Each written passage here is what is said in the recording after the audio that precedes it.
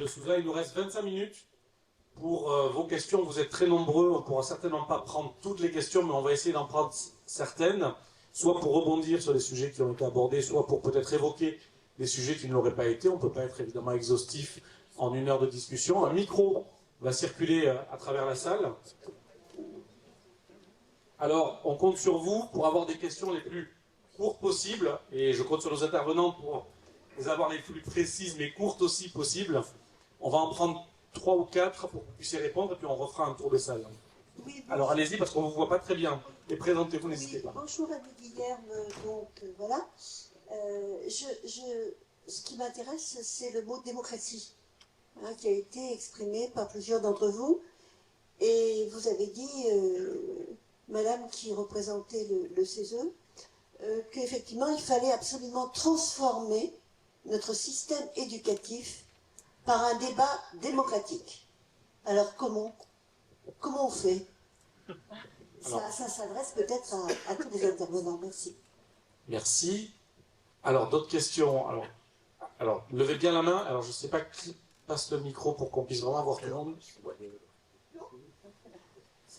Bonjour, Armande Billard, je suis vice-présidente au conseil départemental d'Ille-et-Vilaine et je m'occupe du handicap. Et nous n'avons pas abordé, mais c'est un sujet, c'est ce qu'on appelle la fameuse école inclusive. Nous fêtons cette année les 20 ans de l'inclusion. Et j'étais assez intéressée par une remarque à un moment donné où vous avez dit que l'éducation était de plus en plus finalement individualisée. Et il me semble aujourd'hui que quand on parle d'école inclusive, on parle un peu trop aussi de l'individualisation, de l'accompagnement de l'élève en situation de handicap, et on oublie finalement de faire commun et collectif pour la prise en compte du handicap. Donc j'aurais aimé avoir votre avis là-dessus. Et le deuxième point, c'est au sujet de la formation des enseignants et aussi de l'origine finalement de leur parcours de formation. Il peut y avoir aujourd'hui des personnes qui souhaitent se reconvertir en tant qu'enseignants, et il me semble que ce n'est pas vraiment facilité, à savoir des personnes qui ont une vingtaine d'années en parcours professionnel en entreprise ou autre, qui souhaitent devenir enseignants, et le parcours du combattant est quand même assez élevé, et on a l'impression qu'il y a une espèce de corporatisme, un peu de ce monde enseignant qui reste dans le monde de l'enseignement et pas très ouvert vis-à-vis du monde économique. Merci, on va prendre 2 questions au fond de la salle. Passez-vous le micro l'un après l'autre, et puis ensuite on fera une première série de réponses. Bonjour à vous, donc Sofiane Rachat, je suis enseignant au sein des maisons familiales et rurales. Donc forcément, quand on parle de liberté pédagogique, qu'on parle de façon de faire la pédagogie, ça fait beaucoup écho chez nous. Et la question que j'ai envie de poser au public surtout, c'est, au public, l'école publique, c'est quelle liberté pédagogique peut-on imaginer pour refaire la pédagogie dans nos écoles? Parce que pédagogie derrière, ça va être classe inversée, ça va être la pédagogie de projet, la pédagogie active. En fait, quelle liberté pédagogique et quel cadre offrir à nos enseignants du privé, du public, du secondaire? Parce que ça, pour rebondir sur la précédente question, il y a quand même un gros enjeu, en effet, sur la transformation des mentalités dans le secondaire. Bonjour, Christina Roger. Je suis tout à fait d'accord sur le système du débat démocratique sur l'éducation, mais je voulais poser la question des différentes réformes à chaque changement de gouvernement et à chaque nomination d'un nouveau ministre, que je trouve très déstabilisant. Et croyez-vous pas que faire des fois une pause pour avoir un vrai contrôle et savoir ce qu'on a mis en place est bon ou pas bon, ne serait pas mieux? Et la deuxième question, quand on parle du travail avec les enseignants et des rapports, je trouve que dans le secondaire, on oublie un peu les chefs d'établissement et les CPE, tout ce personnel qui travaille aussi autour de l'éducation et qui se trouve des fois entre le marteau et l'enclume, parce qu'ils ont des demandes et des exigences qui viennent d'en haut, et il faut qu'ils les fassent appliquer j'allais dire, au quotidien. Et je pense que il y a des fois un manque de reconnaissance. Eh bien, merci beaucoup de me laisser la parole, puisque je suis conseiller principal d'éducation, justement, au lycée Louis Guillou, à Rennes. Et donc, j'ai pu avoir différentes expériences dans 3 académies différentes. Et je voudrais avoir votre regard sur un point qui me semble important, c'est à l'intérieur du système éducatif, le regard croisé entre différents établissements, enfin entre différents niveaux d'enseignement. Exemple, le collège, la perception au collège du lycée professionnel. On a un souci sur cet aspect-là. On a encore des représentations qui sont fausses. Et je voudrais vraiment pointer du doigt parce que en ce moment, le lycée professionnel souffre d'une réforme qui est douloureuse et qui renforce encore les inégalités auprès d'un public qui est déjà modeste. Et donc, je voudrais avoir votre regard là-dessus. C'est très important. On parlait de réforme, mais là, il y en a une belle qui devrait être arrêtée. Elle a été arrêtée sur le lycée. Et là, par contre, personne ne parle. On a moins de mobilisation sur le champ professionnel. Et il y a eu surtout un risque, c'était que l'apprentissage vienne manger le lycée pro. J'aurais voulu vous entendre aussi sur ce point-là. Merci beaucoup, en tout cas. Merci pour toutes ces questions. On va faire une première série de réponses. Bernadette Groison, vous vouliez intervenir notamment sur l'aspect démocratique du débat, parce que c'est revenu effectivement dans 2 questions et c'est central. Oui, merci. Il y a beaucoup de questions auxquelles on a envie de répondre, mais je vais déjà commencer par répondre à celle sur le débat démocratique. Alors, oui, le CESE, nous appelons, je l'ai dit, préconisation numéro 1, à un débat démocratique. Alors, débat démocratique, on n'a pas vraiment arrêté la forme en estimant qu'elle pouvait être réfléchie à plusieurs. Ça peut être une forme convention citoyenne, ça peut être une forme états généraux, ça peut être d'autres façons de faire. Notre souci, il est double, il est multifactoriel, et il rejoint une autre question. C'est il faut vraiment associer tous les acteurs. C'est le but vraiment des travaux, et on était plusieurs à le dire. Il faut mettre ensemble, pas seulement les personnes d'éducation, mais aussi bien sûr les élus, mais bien sûr les parents, mais bien sûr les élèves, mais bien sûr le mouvement associatif. Donc il faut une forme de débat démocratique qui associe absolument tous les acteurs. Et il faut une forme, selon nous, de débat démocratique qui ne soit pas non plus qu'à un niveau national. Par exemple, si ça devait être une convention citoyenne, qui pourrait par exemple se faire au Palais d'Iéna à Paris, mais nous estimons qu'il faudrait la doubler de débats qui soit territorialisé de façon à bien avoir tous les niveaux et tous les acteurs à tous les niveaux. Donc voilà un peu comment on voit les choses au niveau de débat démocratique. Encore une fois, nous on lance la question et je suis ravi qu'elle rebondisse par exemple ici. Ça veut dire, et ça rejoint une autre question, que si nous appelons à un débat démocratique, c'est pour revoir les finalités et missions, comme on l'a dit, pour que l'école réponde mieux aux missions qui devraient être les siennes dans une école du XXIe siècle, face aux défis qui sont les nôtres, et notamment, évidemment, le défi démocratique, et qui répondent vraiment mieux aux besoins qui doivent être ceux des élèves, de rentrer dans les apprentissages, d'être émancipés, d'apprendre à vivre avec les autres. Je fais un petit bond du coup avec la question de madame sur la question de l'individualisation. Si nous critiquons effectivement cet accent qui est mis sur l'individualisation à travers les réformes, je pense bien sûr au choc des savoirs, mais pas que, c'est parce que évidemment nous prenons le parti avec beaucoup d'autres qu'on n'apprend pas seul et qu'on a besoin de ses pairs, évidemment PAIRS, pour apprendre, et qu'on apprend d'autant mieux en collaboration, et que l'école inclusive, y compris avec les élèves en situation de handicap, il doit se faire collectivement, puisque, que ce soit pour les autres élèves comme pour les enfants concernés, ces regards croisés, etc., ils jouent sur la compréhension de l'autre. Vous savez, Edgar Morin a cette phrase de l'éducation, c'est déjà des aptitudes à se comprendre. Après, il va sur des incertitudes, apprendre l'incertain, mais apprendre à se comprendre, à se connaître et à vivre ensemble. Donc évidemment que par rapport à ces débats-là, il faut évidemment qu'il y ait l'ensemble des acteurs. Et oui, on appelle à apaiser les débats.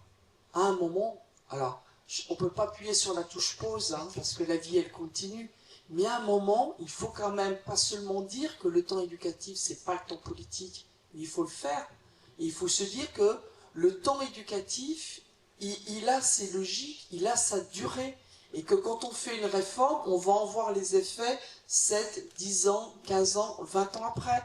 Et que ce serait peut-être bien de faire des évaluations de suivi de cohorte, que ce serait peut-être bien de faire des évaluations avant de passer à une autre réforme, etc.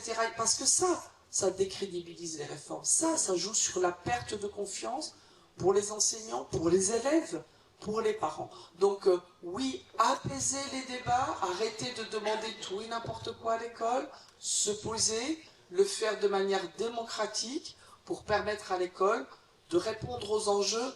Et je le dis, hein, pour finir ce premier propos, puis après vous nous direz les questions qu'on doit répondre ensuite, mais on a besoin de redonner une autre idée de l'éducation aujourd'hui. On a besoin de reconstruire un récit sur l'éducation. L'école, elle n'est trop vue qu'à travers les questions de on s'adapte, on a un problème, je l'ai dit, on les fait, on a un problème de laïcité, on va faire, on a un problème d'autorité. Enfin, je l'ai dit, hein, moi comme conseillère du CESE, comme enseignante, comme tout ce que je porte depuis des années, la rentrée précédente qu'on avait fait sur l'interdiction du voile à l'école qui a occupé toute la scène au moment, là-bas il y a merci, toute la scène médiatique et politique au moment de la rentrée, je me suis dit, mais quelle est la vision des jeunes de l'école? Quelle est la vision de l'école qu'on donne aux jeunes? Ces générations qui font leur rentrée demain, ils vont être face à des défis comme nous sommes face, économiques, écologiques, sociaux, démocratiques énormes. Ils ont une soif de vivre, d'apprendre, de comprendre, d'agir sur le monde, et on fait la rentrée, une rentrée du XXIe siècle, où on leur parle simplement de ce texte-là d'interdiction. Voilà, donc non, il faut reconstruire un récit sur l'école, il faut redonner des objectifs clairs à l'école, il faut le faire ensemble, d'où l'idée du CESE d'instaurer un réel débat démocratique et qu'on prenne le temps de le faire.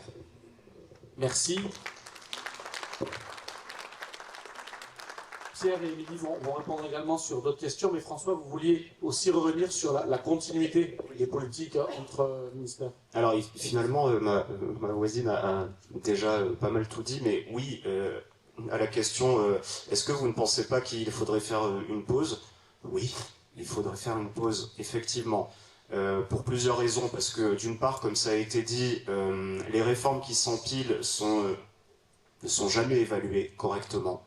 Donc en fait, on a des urgences et des impulsions politiques qui arrivent sur le terrain et dont on ne voit pas véritablement le sens et s'ils ont porté leurs fruits. Et parfois, dans l'éducation nationale, et même souvent, une réforme meurt de sa propre mort. C'est-à-dire qu'elle disparaît petit à petit, mais sans que la suppression de la réforme soit clairement dite et annoncée. Ça disparaît, comme ça.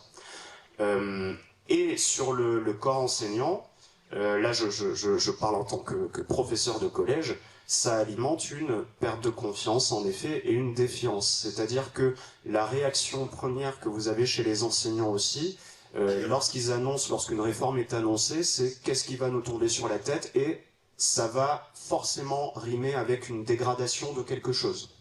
Et il va falloir en plus souvent l'appliquer dans l'urgence. C'est clairement ce qui avait été fait pour la dernière réforme sur le choc des savoirs, où on a assisté à un bidouillage grandiose dans à peu près tous les collèges de France, avec chacun une stratégie différente pour appliquer la dite réforme. Et cette réforme, aujourd'hui, finalement, elle est en train de mourir de sa propre mort. Donc oui, effectivement, la question du temps et de la question de la continuité est essentielle, parce que l'école, c'est bien le lieu du temps long, si on veut arriver à lui donner du sens. Merci beaucoup, François. On peut l'applaudir, effectivement. Pierre voulait sûrement réagir sur plusieurs des questions, j'imagine. Oui. Sur les réformes. Quand on fait un bilan sur les 15 dernières années, de la baisse du niveau, parce qu'il faut dire les choses comme elles sont, il y a une baisse générale du niveau. Et on s'aperçoit que c'est... alors, je vais vous faire plaisir, mais c'est pas de la flagornerie, que c'est en Bretagne que le niveau a le moins baissé. Et l'explication, c'est parce que c'est en Bretagne qu'on respecte moins les réformes nouvelles. Alors, je pense que ça doit être dans la nature bretonne, nature réfractaire, ou une méfiance innée vis-à-vis de Paris. Ça, c'est une bonne chose. Donc on voit en effet que là, il y a un problème. Sur les libertés pédagogiques, c'est quelque chose de fondamental. Hein, et aujourd'hui, on voit bien que les enseignements et les enseignants sont contestés à la fois par les élèves, par l'administration et surtout par les parents. Et alors ça, c'est pas uniquement dans les quartiers populaires, hein, c'est aussi dans des établissements relativement huppés où les parents viennent voir le professeur en lui disant que tel cours de mathématiques, il fallait pas le faire comme ça, hein, et qu'il fallait le faire autrement. Et derrière ça, il y a la remise en question du statut de l'enseignant, du statut de l'intellectuel et du statut de la vérité. Voilà. C'est tout le discours alternatif de Trump qu'on vit aujourd'hui. Hein. C'est-à-dire pendant très longtemps, notre République a fonctionné sur la conscience que la raison, le savoir, ça fabriquait des vérités qui étaient consensuelles et qui étaient partagées par tout le monde. Et ça, c'est en train de disparaître. Et ça, c'est absolument catastrophique. Parce que quand vous touchez au statut de la vérité, derrière, vous touchez au statut de la démocratie, il ne reste plus rien. Et c'est ce qui est en cours aux États-Unis. Donc il faut être extrêmement attentif à ça et restaurer de façon très forte la liberté académique des enseignants à tous les niveaux, et y compris à l'université. Parce qu'on entend le discours hein, sur l'anti-France à l'université, il faut aller chercher les woks dans les chiottes, etc. Je suis désolé, je suis vulgaire, mais c'est le discours que j'entends au Sénat. Voilà. Sur la formation professionnelle, vous avez entièrement raison. Entièrement raison, c'est une véritable catastrophe. Et je crois qu'il faut dire que la réforme d'Arcos, qui a réduit de 4 ans à 3 ans le cursus des lycéens professionnels a été une catastrophe absolue. Il manque une année aux lycéens professionnels, il faut leur redonner. Il faut leur redonner parce qu'aujourd'hui, ils sont en difficulté, on le voit bien, pour la poursuite des études. Je suis désolé, je vais aller très très vite. Je suis intimement persuadé que le projet essentiel pour notre société, c'est de dire que demain, le prolo sera Bac+2. Voilà. Parce qu'on a besoin de rehausser tout le niveau général de connaissance de la société pour faire face à des enjeux technologiques qui sont immenses et que nos sociétés n'a jamais eu à affronter. Donc il faut faire de l'enseignement professionnel une priorité absolue et elle ne sera pas remplacée par l'apprentissage puisqu'il faut donner des enseignements de base. Un lycéen professionnel a autant besoin d'histoire, de géographie et de français que les autres. Beaucoup bien. Ces éléments concis. Émilie, sur l'école inclusive. Oui, alors juste pour répondre, la Bretagne, on est surtout capable de se mettre ensemble autour de la table. Je crois que c'est aussi la force de la Bretagne, et du coup de pas tout écouter de Paris, effectivement, et de sortir du périphérique. C'est une petite boutade, mais il y a aussi dans la démocratie, enfin, on est un groupe politique, et une vision politique, je pense qu'aussi on est dans ce monde libéral, où l'urgence doit répondre à l'urgence, et on n'arrive plus à se poser, mais pas que à l'école, et ça devient vraiment une société capitaliste individuelle de l'offre et de la demande, et l'école est poinflée dedans. Et moi j'ai un peu peur de cette ubérisation de l'école. Donc genre, on fait à chaque fois une annonce, et puis on s'en fout d'ailleurs de si c'est fait ou pas, c'est l'annonce qui compte.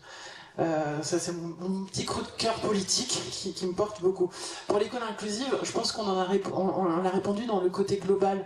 L'école inclusive, il ne faut pas la sortir du reste de l'école. C'est-à-dire que l'école inclusive, il faut mettre des gens autour de la table. C'est pas un enseignant qui va devenir tout d'un coup éducateur spécialisé, orthophoniste, j'en sais rien. Et c'est un peu ce qu'on est en train d'imposer aux enseignants. Ils doivent tout faire, tout savoir faire, sans formation. Ben non, en fait, moi je pense que l'école inclusive, elle marche quand il y a des équipes pluridisciplinaires, quand on a les classes autisme qui amènent des éducateurs spé, qui amènent le médico-social à l'école. Et on ne peut réussir l'école inclusive que si on a le médico-social avec nous. Je sais pas, les deux sont séparés aujourd'hui. On met des enfants qui ont plus de place dans l'IME dans la classe, et c'est le collectif qui doit s'en charger, et c'est l'enseignant tout seul. C'est ça la réalité aujourd'hui. Et on est en train de louper, vraiment, pour le coup, un débat démocratique de l'école inclusive qui est un vrai sujet démocratique de progrès social. Et on est en train de le louper parce qu'on ne met pas les moyens, parce qu'on ne réfléchit pas et on ne met pas les gens autour de la table de nouveau. C'est-à-dire un enseignant aujourd'hui se débrouille avec l'enfant tout seul, etc. Et les équipes médico-sociales se voient un peu retirées de moyens. Donc voilà, je pense que l'école inclusive rentre dans tout le reste, en fait. Il n'est pas extérieur. C'est-à-dire qu'il faut qu'on ait un débat démocratique et qu'on mette les gens autour de la table. Merci beaucoup, Émilie. On me fait signe qu'il faut finir pile à l'heure et on a 5 minutes. Alors on va prendre une toute dernière question. Bravo monsieur pour avoir anticipé. Au fond de la salle. Je suis désolé, je suis obligé de... Alors s'il vous plaît, si vous pouvez faire très très court comme ça, on prend l'autre main qui se lève avec énergie. Vincent Lemot, élu et citoyen costarmoricain et breton. Avant de poser le débat démocratique, il faut toujours définir les termes du sujet. Et là, on parle effectivement éducation, et est-ce qu'éducation, c'est le seul apanage du ministère de l'Éducation nationale? Est-ce qu'on aurait pu aussi définir les termes d'instruction publique, de socialisation, de formation, et effectivement d'éducation, et peut-être éducation parentale? Aujourd'hui, dans nos rencontres, on peut avoir au conseil d'école, avec les citoyens, avec les associations de jeunesse ou d'éducation populaire, on n'est pas à remettre tous les matins dans nos discussions l'éducation nationale en cause. Et les enseignants